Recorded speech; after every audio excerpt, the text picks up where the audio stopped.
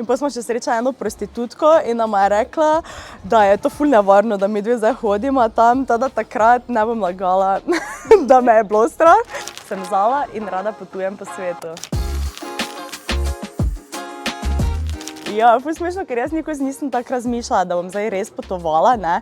Nikoli ni bil to moj plan in potem smo se spoznali z to Evo, mojo prijateljico, in vedno pa sem hotela iti v Afriko kot prostovoljka. To je bilo tako, po mojem, še bolj iz tega, ker sem imela tako rada otroke, ne toliko iz tega, da hočem zdaj nekam odpotovati. In sem bila tako, jaz hočem v Afriko in to je bila edina stvar, ki sem vedela, da jo hočem narediti.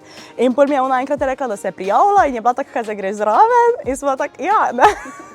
Tako sem pol ful hitro spakirala in mislim, vse si pripravila, tudi pač papire, pa cepljenje, pa vse. Tako da dejansko prvo bilo tako Afrika in tam sem jaz videla tako, wow, to je res fajn, ne.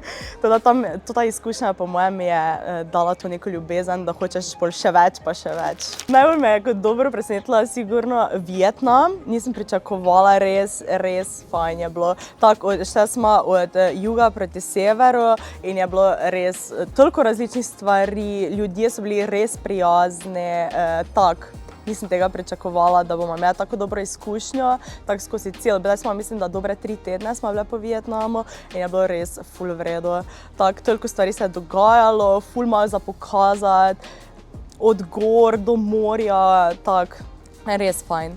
Drugače pa najbolj pa negativno, mogoče Bangkok. Ne. Okay. Ker midve, ko smo šli v Azijo, sem jaz bila tako, mogoče sem se še najbolj veselila Tajske, mislim, tako sem bila, največ sem pričakovala, mogoče je to tudi razlog, zakaj sem bila najbolj razočarana, ampak se mi zdi tako, preveč ljudi, ful preveč za moj okus, pa vse je bilo tako polno, pa vroče, pa ne vem. Tako se mi zdi, da ne znajo najbolj handlati, ko je zdaj taka gruča turistov, ker je res Tajska tako kar popularna, ne.